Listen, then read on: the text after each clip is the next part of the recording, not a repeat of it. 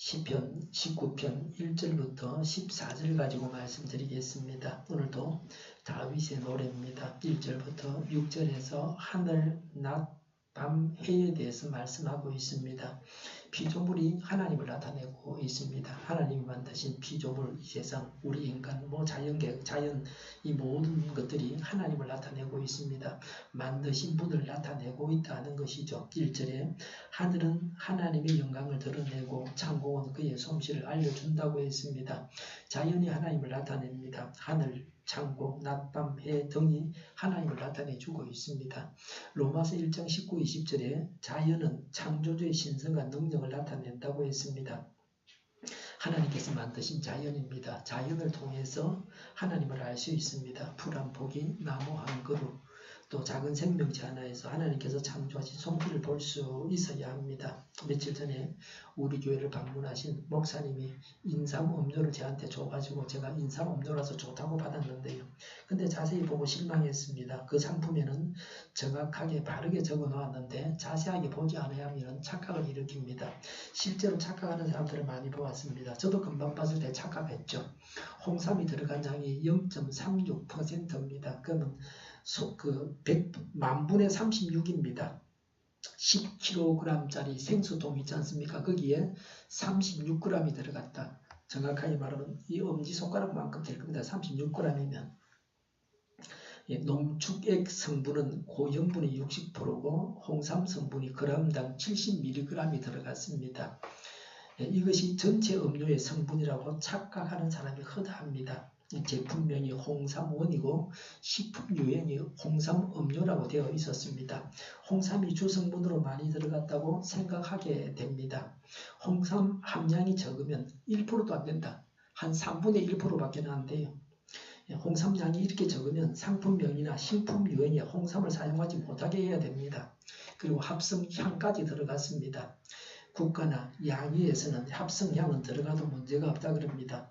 생협이나 한살림이나 초록마을 제품에는 일체 합성 착향료가 들어가지 않습니다.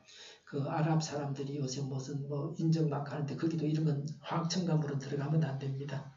이런 그 합성 착향료가 들어가지 않은 물건들이 비쌉니다. 물건을 보고서 그 제품을 보고서 그 회사가 허접하다 하는 것을 알 수가 있습니다. 저처럼 하면 시중에서 먹을 수 있는 음료수가 거의 없습니다. 그래서 저는 남이 음료수 먹을 때 물 먹습니다. 생수 달라 그래서 열대지방에 여행을 가서도 냉장고에 들어가지 않은 떳떳한 물을 먹습니다. 그게 속이 편합니다. 우리나라는 핵발전소를 건설하든지 공사를 하면 약속한 기한 내에 건설을 완료해 줍니다. 오히려 공기를 단축시켜가지고 약속보다 더 빨리 해주기도 합니다. 우리나라 기업들은 다른 나라 기업들은 약속을 지키지 못합니다. 자꾸 기간이 늘어나고 공사 금액도 2배, 3배로 올라가게 됩니다. 이래서 한국 기업들이 수주를 다 내고 공사를 합니다. 한국 사람들이 머리가 좋잖아요. 그래가지고 일을 빨리 하고 잘해주고 제대로 하고 그러는 겁니다. 지금 제가 쓰고 있는 이 노트북이 삼성입니다. 휴대폰도 삼성 걸 쓰고 있습니다. 다른 회사 제품보다 낫습니다. 업데이트 할 때에 쉽게 편하게 해줘요. 그냥 삼성 휴대폰, 저 노트북은 말이죠. 휴대폰 같은 경우에는 버그가 잘 생기질 않고요. 이런 것을 보면 또 제품을 보면은 그 회사를 알 수가 있습니다. 회사들마다 좋은 제품을 만들기 위해서 노력하고 있습니다. 피조물을 보고서 만드신 물건을 보고서 만드신 하나님을 알 수가 있는 것입니다. 인간도 피조물로서 하나님의 영광을 나타내야 합니다. 모든 피조물이 창조주 하나님의 영광을 드러내는 것이 도리입니다.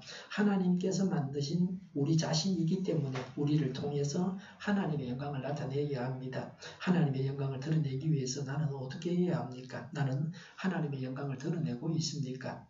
자연을 통해서 교훈을 줍니다. 2절에 보니까 낮은 낮에게 말씀을 전해주고 밤은 밤에게 지식을 알려준다 그랬습니다.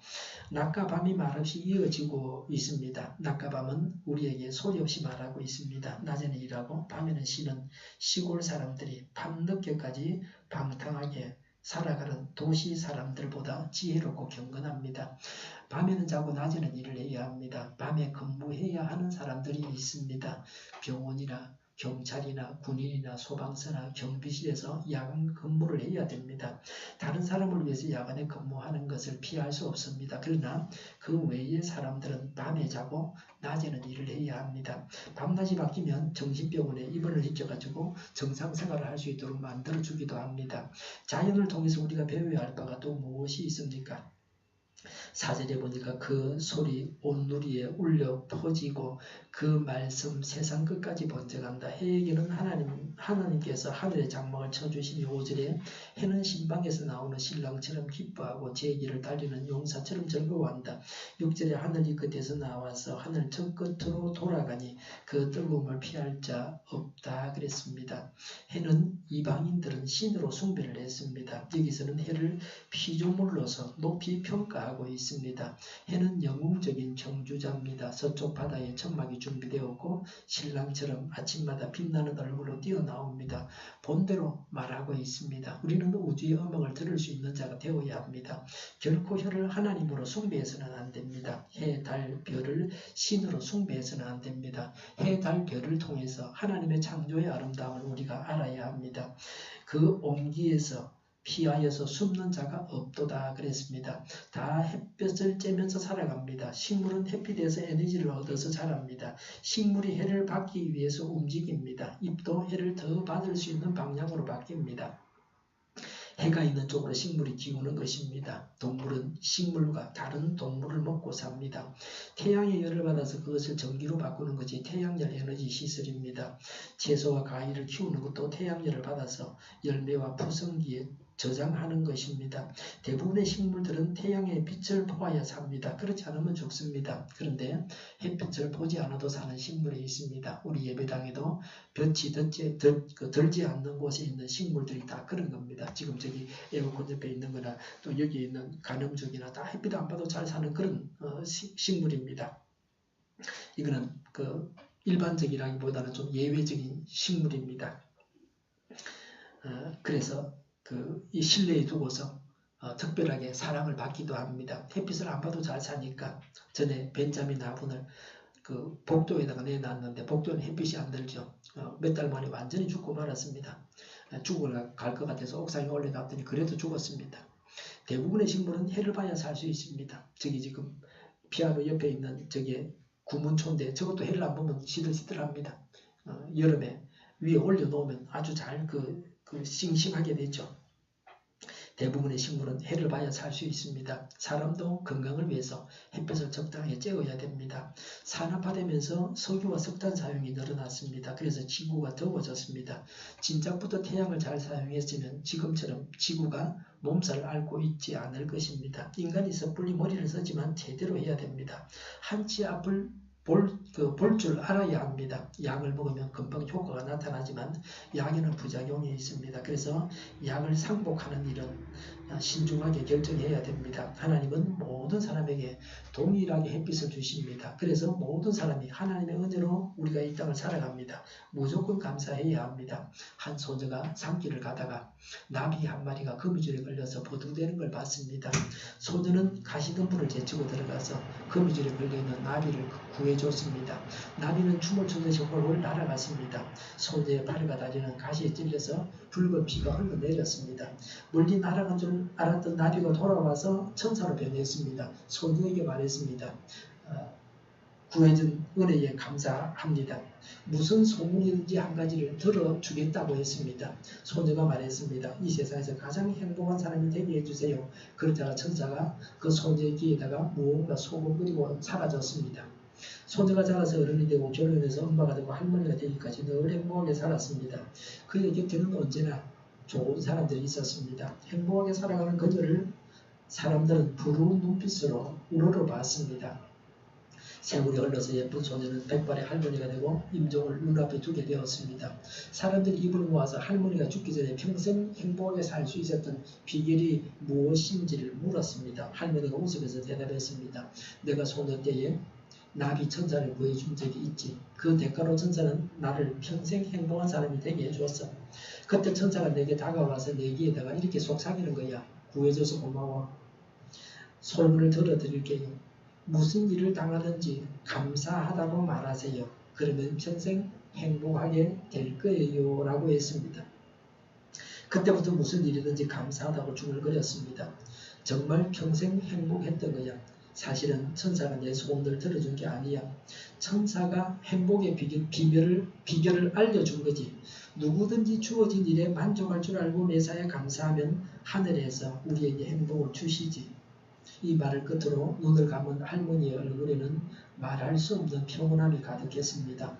범사에 감사하라는 성경 말씀대로 하면 행복해집니다.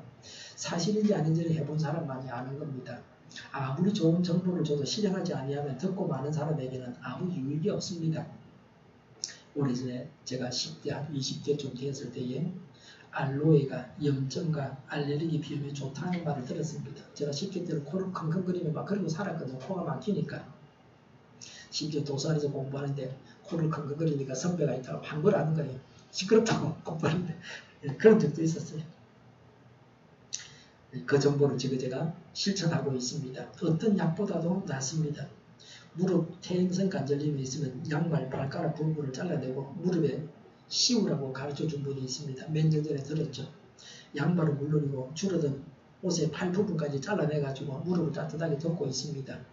그 말 듣기 전에는 그냥 그 작은 딴 사람들 입던 우리 저 애들 입던 옷들을 잘라가지고 머리 그 무릎에 뒤집어 씌우고 흘러내리잖아요. 양말을 가지고 해놓으면 흘러내리지 않고 아주 좋습니다. 한겨울에도 간혹 조금 아플 때가 있지만 아주 무릎이 건강해졌습니다.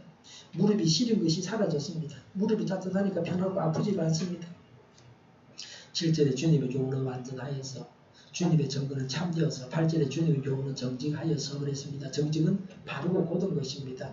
8절에 주님의 계명은 순수하여서 9절에 주님의 말씀은 티없이 맑아서 9절에 주님의 법규는 참되어서 한결같이 바르다 그랬습니다. 하나님 말씀은 100% 진리입니다.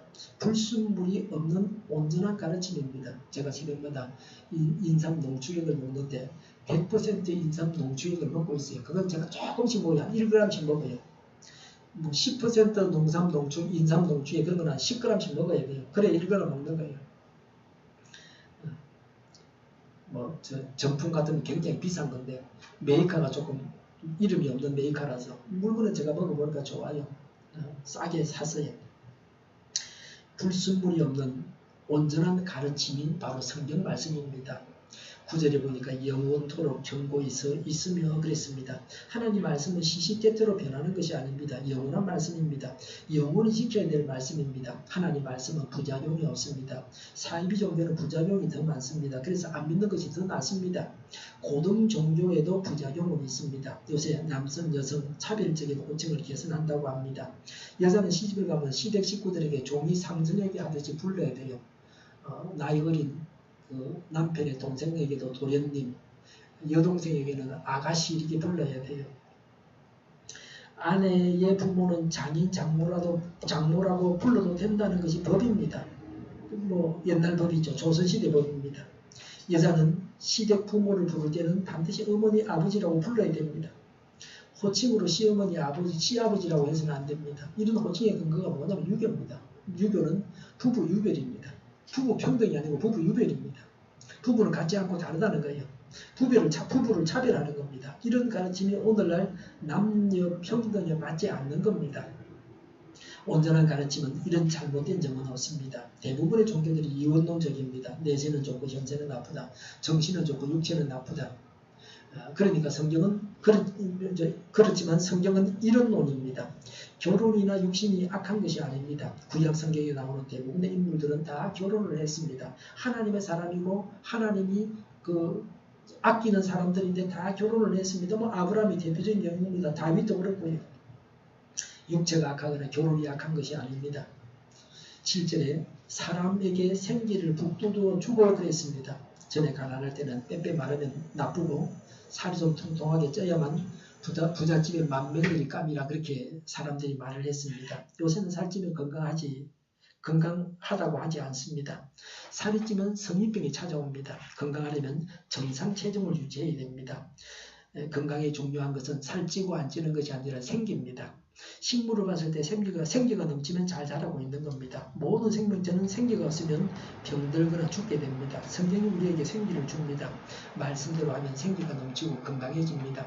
10절에 주님의 교훈은 금보다 순금보다 더 탐스럽고 그랬습니다. 말씀이 순금보다 더 탐스럽습니다. 말씀이 순금보다 더 귀중합니다. 말씀이 순금보다 사람에게 더 큰 유익을 줍니다. 사람이 사람을 사람되게 합니다. 말씀이 사람을 사람되게 합니다. 말씀이 영생을 줍니다. 영원히 행복하게 살게 합니다. 10절에 꿀보다 송이 꿀보다 더 달콤하다 그랬습니다. 단 것 중에서 건강에 좋은 것은 꿀입니다. 꿀의 달콤함이 사람을 행복하게 합니다. 성경이 하나님의 말씀이 꿀보다 더 달다고 했습니다. 성경의 중독성에 대해서 말씀하십니다. 달기 때문에 성경을 자꾸 또 찾게 합니다. 하나님 말씀에 갈급하게 합니다. 8절에 마음의 기쁨을 안겨주고 그랬습니다. 기뻐하면 행복합니다. 또 건강합니다. 남이 봐도 호감이 가는 사람이 됩니다. 찡그리는 얼굴은 아무리 잘생겨도 다시 보고 싶지 않습니다. 기뻐하는 사람은 다가가고 싶어집니다. 7절에 어리석은 자를 깨우쳐 준다 그랬습니다. 성경을 통해서 깨우침을 받아야 됩니다. 그래서 어리석음을 벗겨내고 현명해야 합니다. 8절에 사람의 눈을 밝혀준다 그랬습니다. 눈이 밝아야 밥을 먹을 때 머리카락을 집어냅니다. 돌을 가려내고 먹을 수 있습니다. 눈이 밝아야 더러운 것이 보여서 청소를 깨끗하게 할 수 있습니다. 까만 눈은 글을 봐도 모릅니다. 문맹자입니다. 그러니 불편하게 살아갑니다. 문자로 소통이 안 됩니다. 요새는 스마트폰을 할 줄 모르면 현대의 문맹자입니다. 편리하게 살아갈 수 없습니다. 많은 혜택을 놓치게 됩니다. 오늘은 비가 오는데 그런데도 불구하고 미세먼지가 있고 나쁩니다. 비가 오니까 조금 나아지긴 해도 아직도 그렇습니다. 11절에 그러므로 주님의 종이 그 교훈으로 경고를 받고 그랬습니다. 하나님 말씀으로 경고를 받아서 회개하고 돌이킵니다. 더 큰 죄를 짓지 않습니다. 범죄가 머릿속에만 있을 때 뉘우치고 돌이킵니다. 병이 날 때에도 경고가 있습니다. 병의 초기 증상을 보고서 조치를 해야 최선입니다. 그것을 놓치면 병을 키우게 됩니다. 자연도 경고를 합니다. 온난화는 경고입니다. 미국은 영하 48도까지 내려갔습니다. 영하 48도 얼마나 추운지 아시겠어요? 저는 제일 추운 경험을 해볼 때가 군에 있을 때 철원에서 영하 20몇 도였는데 48도는 상상도 못하겠어요. 가보지는 못해갖고. 그래서 사람이 20몇 명이 죽었다 그래요. 미국에서. 미국 트럼프 대통령이 이렇게 추운데 무슨 지구 온난화냐? 이렇게 말했다는 거예요. 온난화가 와서 좀 따뜻하게 해달라 이렇게 말했다는 거예요. 혹하니 온난화로 인한 현상인데 그렇게 말하고 있습니다. 자연과학의 기초를 가지는 것은 매우 중요합니다. 기초가 없으니까 이해가 안 되고 엉뚱하게 알고 있습니다. 지도자가 그러니까 세계기후협약에서 탈퇴하고 지구온난화를 가속화시키는 나라가 되었습니다. 남의 말을 들을 능력이 있어야 합니다. 세종대왕이 저번에 그랬죠. 한글을 모르는 사람은 없는데 문자 해독하는 것은 우리나라 사람이 오히려 떨어진다. 다른 나라에 비해서. 하도 글을 안 읽어가지고 말이죠. 책을 보고 글을 읽어야 해독 능력이 있는데 해독 능력이 없는 거예요. 좀 이렇게 기사도 길게 내려오면 끝까지 읽지를 못하니까 해독 능력이 없어요. 파악을 못하는 거예요. 읽어봐야 된다. 남의 말을 들을 능력이 있어야 되고 문서를 보고 해독할 능력이 있어야 됩니다. 도저히 알 수가 없으면 전문가를 앞세워서 전문가가 일을 하게 해야 됩니다. 11절에 그것을 지키면 푸짐한 상을 받을 것이다 라고 했습니다. 말씀을 지켜서 상도 받습니다. 하나님께서 주시는 상입니다. 예상하지 못한 때에 상상도 하지 못한 상을 하나님께서 주십니다. 이 세상에서 받아서 누리는 것이 있고 다음 세상에서 받을 것이 있습니다. 받을 상이 있어야 합니다. 이 세상에서 다 받지 못한 것을 다음 세상에서 받아야 합니다. 받을 벌만 있는 자가 되어서는 안 됩니다. 하나님 앞에서 믿음을 가지고 살아야 됩니다. 힘이 있다고 해서 모든 일이 다 가능한 것이 아닙니다. 해서는 안 될 일이 있습니다. 어려운 일이라도 꼭 해야 할 일도 있습니다. 하나님께서 명하셔서 불가능한 일을 해내기도 합니다. 하나님께서 불가능을 가능케 하십니다. 12절에 그러나 어느 누가 자기 잘못을 낱낱이 알겠습니까? 미처 깨닫지 못한 죄까지도 깨끗하게 씻어 주십시오라고 했습니다. 자신이 알지 못하는 죄가 있습니다. 하나님은 아시는 나의 잘못입니다. 완전하신 하나님께서 보실 때에 나의 잘못이 있을 수 있습니다. 모든 사람은 당연히 이렇게 기도해야 합니다. 사람이기 때문에 이렇게 기도합니다. 성령님께서 우리 자신의 허물을 보게 해주시기를 바랍니다. 성령 충만한 자는 자신의 잘못을 아는 자입니다. 성령께서 알려주셔서 아는 것입니다. 13절에 주님의 종이 죄인 줄 알면서도 고의로 죄를 짓지 않도록 막아주셔서라고 했습니다. 사람이 실수해서 짓는 죄가 있습니다. 몰라서 짓는 죄도 있습니다. 이런 죄는 누구에게나 있는 죄입니다. 사람이기 때문에 어쩔 수가 없습니다. 그러나 여기서 말하는 죄는 죄인 줄 알면서 고의로 짓는 죄입니다. 죄질이 나쁜 죄입니다. 이런 죄를 짓는 자는 신앙이 어린 자나 불신자입니다. 이런 죄를 짓지 않게 막아주십사고 강구하고 있습니다. 하나님의 은총 가운데서 범죄하지 않아야 합니다. 사람의 힘으로는 죄를 짓지 않는 것이 불가능합니다. 성결한 삶이란 뭐냐면은 실수로 몰라서 죄를 지을 수는 있지만 고의로 죄인 줄 알면서 죄를 안 짓는 것이 성결한 겁니다. 성결교에서 말하는 성결이 그런 겁니다. 13절에 죄의 소나기에 다시는 잡히지 않게 지켜주십시오라고 했습니다. 죄의 소나기에 잡힌 자가 있습니다. 차를 타고 있으면 차와 같은 속도로 달립니다. 죄의 소나기에 잡힌 자는 생각 없이 죄를 짓습니다. 나중에는 양심의 가책도 없이 죄를 짓습니다. 의인이 아니고 악인입니다. 더 중한 죄를 많이 짓는 사람과 비교하면서 상대적으로 나는 착하고 좋은 사람이다, 의인이다 라고 생각할 수도 있습니다. 죄의 소나기는 죄의 세력이라고 할 수 있습니다. 죄의 세력에 붙잡혀서는 안 됩니다. 한번 죄를 지으면 계속해서 그 죄의 세력에 붙잡혀서 범죄하게 됩니다. 그래서 죄를 짓지 않도록 막아주십사고 강구했던 것입니다. 마귀에게 붙잡혀서 마귀의 종이 되어서 죄를 짓는 도구요 마귀의 종이 되어서는 안 됩니다. 13절에 그때야 나는 온전하게 되어서 모든 끔찍한 죄악을 벗어버릴 수 있을 것입니다 라고 했습니다. 사람은 문제가 있습니다. 악한 본성을 지니고 태어납니다. 범죄하고 죄악 가운데서 살아갑니다. 모든 사람이 다 죄인입니다. 그래서 온전하게 되고 무서운 죄악을 벗어버려야 합니다. 하나님의 사람은 이래야 합니다. 교회가 교회답지 못한 것, 성도가 성도답지 못한 것, 믿는 자나 믿지 않는 자나 같은 것이 문제입니다. 하나님의 사람다워야 합니다. 하나님 앞에서 제가 무엇인지를 알고 죄를 무서워하고 범죄를 무서워해야 합니다. 하나님의 백성다워야 합니다. 14절에 나의 반석이시요 구원자이신 주님 그랬습니다. 하나님을 나의 반석이요 구원자라고 했습니다. 반석 위에 서면 안전합니다. 하나님이 나의 반석이십니다. 하나님이 나를 안전하게 하십니다.